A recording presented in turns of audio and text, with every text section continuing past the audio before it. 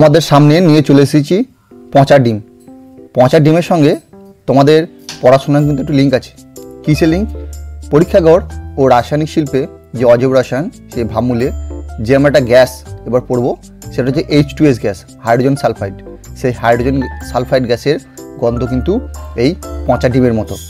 দেখো এই H2S অর্থাৎ হাইড্রোজেন সালফাইড গ্যাস কীভাবে আমরা ল্যাবে প্রস্তুত করব আমরা দেখে নিই। দেখো এই H2S গ্যাস অর্থাৎ হাইড্রোজেন সালফাইড প্রস্তুত করতে আমাদের যে দুটি রাসায়নিক দ্রব্য লাগবে সেটি হলো FeS অর্থাৎ ফেরাস সালফাইড এবং H2SO4 সালফিউরিক অ্যাসিড। এই ফেরাস সালফাইড এবং সালফিউরিক অ্যাসিড মেশালেই আমরা কিন্তু H2S গ্যাস পেয়ে যাব। এখানে কিন্তু কোনো চাপ বা তাপ দেওয়ার প্রয়োজন নেই। দেখে নিই। দেখো এইভাবে ল্যাবরেটরিতে একটি উষ বোতল, যার দুটো মুখ আছে, আমরা দু মুখযুক্ত একটি উল্ফ বোতল নিয়েছি এখানে, ঠিক আছে।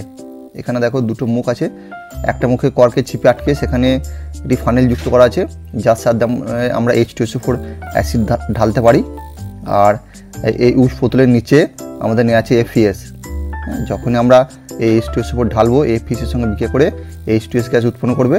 সেই H2S গ্যাস এই পাইপ দিয়ে গিয়ে আমাদের এখানে জলের যে নিম্ন অপসারণ, সেখানে মাধ্যমে গিয়ে এখানে H2S গ্যাসটা জড়া হবে। এভাবে ল্যাবে তৈরি করা যাবে। দেখো এভাবে তৈরি করলে সমস্যা কী হচ্ছে, যতক্ষণ FeS এবং H2SO4 এরা পরস্পরের সংস্পর্শে থাকবে ততক্ষণই কিন্তু H2S গ্যাস তৈরি হবে। আমরা আর একটু বুদ্ধি খাটাতে পারি। দেখো এটা হচ্ছে একটা বিশেষ যন্ত্র, এর নাম হচ্ছে কিপ যন্ত্র, ঠিক আছে। এই দেখো বিশেষ যন্ত্র, এই যন্ত্রের নাম হচ্ছে কিপ যন্ত্র। এই যন্ত্রের বিশেষত্ব কি? দেখো এই যন্ত্রে আমরা তিনটে পোর্শন দেখতে পাচ্ছি, তাই না? তিনটে দেখো গোল কাঁচের অংশ।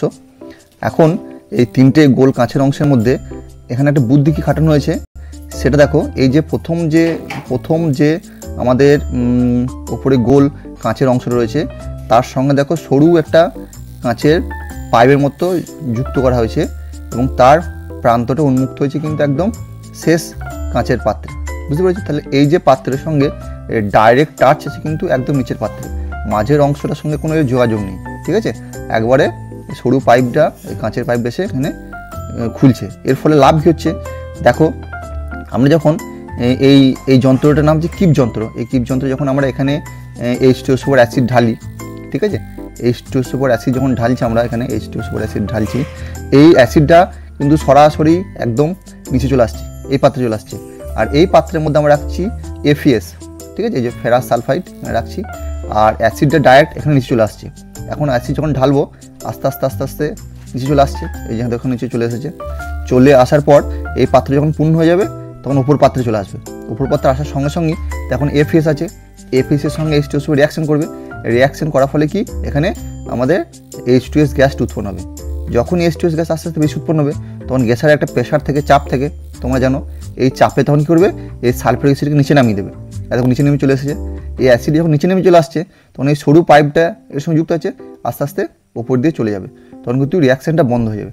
তার মানে কি, যখনই বেশি পরিমাণে H2S গ্যাস তৈরি হচ্ছে তখন গ্যাসের চাপের জন্য এখানে সালফিউরিক অ্যাসিডটা নিচে চলে আসছে এবং সরু পাইপ দিয়ে উপরে চলে আসছে। আবার যখন এই দেখো এইটা স্টপ কক এখন খুলে যখন গ্যাসটা তুমি বার করে নিচ্ছ তখন গ্যাসের চাপ কমে যাচ্ছে, তখন কী হচ্ছে, তখনই এখান থেকে এই অ্যাসিডটা উপরে চলে আসে আবার রিয়াকশান করছে, ঠিক আছে। এই একটা সুন্দর মেকানিজম সাহায্যে আমরা যখন প্রয়োজন পড়ছে তখন H2S গ্যাস পাচ্ছি, আর যখন প্রয়োজন নেই তখন রিয়াকশানটা অটোমেটিকলি বায়ুচাপের জন্য বন্ধ হয়ে যাচ্ছে। এরপরে দেখো আমরা H2SO4 কিছু গুরুত্বপূর্ণ রাসায়নিক বিক্রিয়া দেখে নেব। দেখো এখানে একটা রাসায়নিক বিক্রিয়া দেওয়া আছে, সেটা হচ্ছে দেখো পটাশিয়াম ডাইক্রোমেট K2Cr2O7 এর সঙ্গে কি H2S গ্যাস পাঠাচ্ছি, তার ফলে দেখো সবুজ বর্ণের তোমার ক্রোমিক সালফেট উৎপন্ন হচ্ছে। এই রিয়াকশানটা দেখে নিই। দেখো এখানে পটাশিয়াম ডাইক্রোমেট খুব সুন্দর কমলা বর্ণের, খুব সুন্দর রঙটা। দেখো এই পটাশিয়াম ডাইক্রোমেটের সঙ্গে যখন আমরা H2S গ্যাস, ঠিক আছে, পাঠিয়ে দিচ্ছি তখন কিন্তু এটা একবারে কি খুব সুন্দর একটা ডিপ সবুজ রঙ উৎপন্ন হচ্ছে। এটা একটা H2SO4 শনাক্তকরণের কিন্তু গুরুত্বপূর্ণ বিক্রিয়া। এরপরে আমরা দেখো আরও কিছু গুরুত্বপূর্ণ রাসায়নিক বিক্রিয়া দেখে নেব। এখানে আমরা দেখতে পাচ্ছি দেখো কপার সালফেট, ঠিক আছে, কপার সালফেটের সঙ্গে H2S গ্যাস পাঠাচ্ছি, বা লেড নাইট্রেট, এর সঙ্গে দেখো H2S পাঠাচ্ছি, বা আমাদের সিলভার নাইট্রেট, এর সঙ্গে H2S পাঠাচ্ছি। এই তিনের মধ্যে কমন কী জিনিস দেখো, এই তিনের মধ্যে কমন হচ্ছে প্রতিটা ক্ষেত্রেই কিন্তু কালো রঙ উৎপন্ন, দেখো এখানেও কালো, এখানেও কালো, এখানে দেখো কালো উৎপন্ন হচ্ছে। তাহলে কপার সালফেট বা লেড নাইট্রেট বা সিলভার নাইট্রেট এর মধ্যে যখন আমরা H2S গ্যাস পাঠাচ্ছি তখন প্রত্যেক ক্ষেত্রে যখনও দেখো সালফাইডের একটা অধক্ষেপ পড়ছে, যেমন কপার সালফেটের ক্ষেত্রে কপার সালফেট CuS, লেড নাইট্রেটের ক্ষেত্রে PbS লেড সালফাইড, আর সিলভার নাইট্রেটের ক্ষেত্রে Ag2S অধক্ষেপ উৎপন্ন হচ্ছে। দেখো এটা আমরা ল্যাবরেটরিতে দেখে নিই, তোমরা আগেই দেখেছো যে আমাদের কপার সালফেট এটা হালকা আকাশি রঙের, দেখো এখানে যখন আমরা H2S গ্যাস পাঠাচ্ছি তখন দেখো একটা কালো, দেখো দেখছো এটা কালো একটা কি অধক্ষেপ পড়েছে, এই যে কপার সালফাইডে কালো অধক্ষেপ পড়ে যাচ্ছে। এরপর দেখো আমরা সিলভার নাইট্রেট এবং লেড নাইট্রেট, এই দেখো সিলভার নাইট্রেট AgNO3 খুব সুন্দর দেখো ক্রিস্টাল চকচকে, যে সিলভার আমরা রূপো হারটা তৈরি করি সেই সিলভার নাইট্রেটের এটা কিন্তু ক্রিস্টাল, ঠিক আছে। আর যে লেড নাইট্রেট দুটোই সাদা রঙের, মিল দেখতে পাচ্ছ।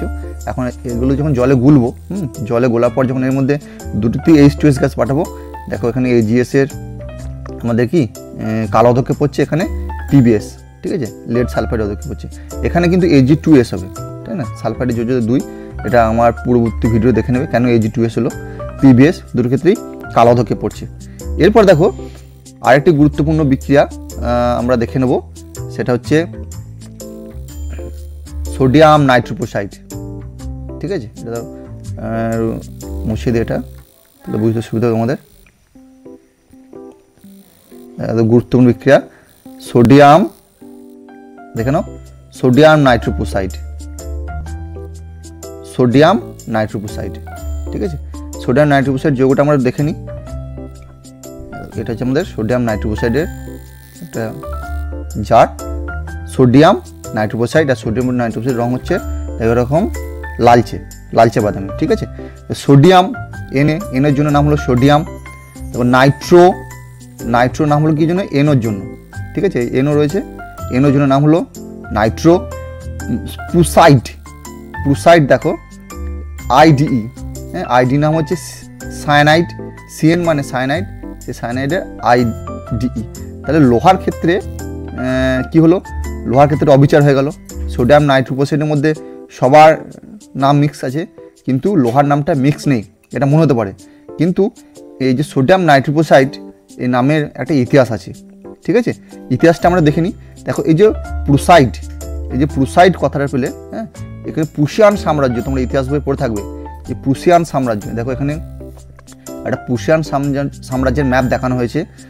বর্তমানে প্রুশিয়ান সাম্রাজ্য যদি খুঁজতে যাও তাহলে জার্মানির কিছুটা পার্ট, পোল্যান্ডের লিথুয়েনিয়ার এর কিছুটা পার্ট নিয়ে তখন প্রুশিয়ান সাম্রাজ্য ছিল, যার মেন পার্ট জার্মানি বলতে পারো।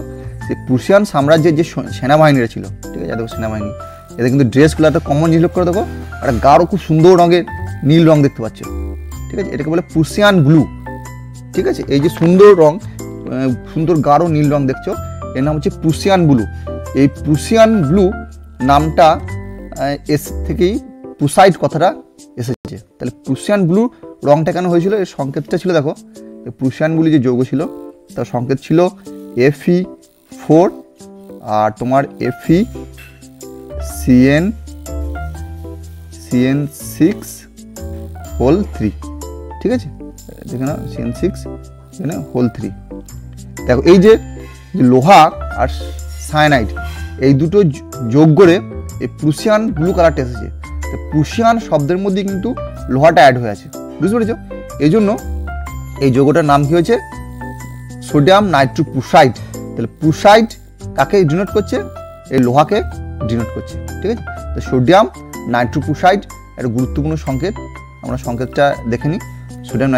সোডিয়াম নাইট্রোপ্রুসাইড, তাহলে সোডিয়াম নাইট্রোপ্রুসাইড, সোডিয়াম হয়ে গেল, নাইট্রো, এই যে নাইট্রো গ্রুপ, ঠিক আছে। আর প্রুসাইড কাকে ডিনোট করছে, আইডির জন্য তো CN সায়ানাইড আছে, তার সঙ্গে প্রুশিয়ান ব্লু, সেখান থেকে লোহাটা ডিনোট করছে। তাহলে এই সোডিয়াম নাইট্রোপ্রুসাইড, এই নাইট্রোপ্রুসাইডের মধ্যে যদি আমরা H2S গ্যাস পাঠাই, দেখো সুন্দর একটা কী রং তৈরি হচ্ছে, ভায়োলেট বেগুনি রং তৈরি হচ্ছে, সোডিয়াম নাইট্রোপোসাইড সংকেত হচ্ছে Na2FeCN5NO। এর সঙ্গে যখন এই যে এসটা ঢুকে যাচ্ছে, দেখো এই ঢুকে গেল এই সুন্দর যৌগ Na4FeCN5NOS। এই যৌগটির জন্য সুন্দর একটা বাদামি সুন্দর বেগুনি রঙের একটা পদক্ষেপ পড়ছে। হাইড্রোজেন সালফাইড যে 5টি যৌগের সঙ্গে বিক্রিয়া করে বর্ণের পরিবর্তন করছে, সেই বর্ণের পরিবর্তনগুলিকে আমরা ভিপ জোড়ের সঙ্গে তুলনা করে দেখি। পটাশিয়াম ডাইক্রোমেট অর্থাৎ K2Cr2O7 এর সুন্দর একটি অরেঞ্জ অর্থাৎ কমলা রঙের যৌগ, এর সঙ্গে H2S যোগ করলে সেটি অরেঞ্জ থেকে হয়ে যাচ্ছে গ্রিন, সবুজ রঙের পরিবর্তন হয়ে যাচ্ছে। আবার সোডিয়াম নাইট্রোপোসাইড যার সংকেত হচ্ছে Na2FeCN5NO, সোডিয়াম নাইট্রোপোসাইড। এই সোডিয়াম নাইট্রোপোসাইডের বর্ণ হচ্ছে লাল রঙের, ঠিক আছে। এই সোডিয়াম নাইট্রোপোসাইডের সঙ্গে যদি H2S যোগ করা হয় তাহলে কালারটা একবারে লাল থেকে চেঞ্জ হয়ে বেগুনি বর্ণের পরিবর্তন হচ্ছে। যেহেতু H2S একটি উত্তম বিজারক পদার্থ, তাই কিন্তু রঙের চেঞ্জ দেখো একবারে লাল থেকে বেগুনি চলে আসছে। আর পটাশিয়াম ডাইক্রোমেটের ক্ষেত্রে অরেঞ্জ থেকে গ্রিনে চলে আসছে। অন্যদিকে আমাদের যে copper sulphate, CuSO4, lead nitrate, PbNO3(2) এবং আমাদের ছিল সিলভার নাইট্রেট AgNO3, এগুলো সঙ্গে যখন H2S যোগ করা হচ্ছে প্রত্যেকের ক্ষেত্রে কিন্তু রঙটা চেঞ্জ করে কালোতে পরিণত করছে, কালো বর্ণের করছে। এর মধ্যে lead নাইট্রেট আর সিলভার নাইট্রেট সাদা বর্ণের সাথে কালো করছে, আর কপার সালফেট দেখেছি আকাশি বর্ণের, এখান থেকে চেঞ্জ করে কালো বর্ণের করছে।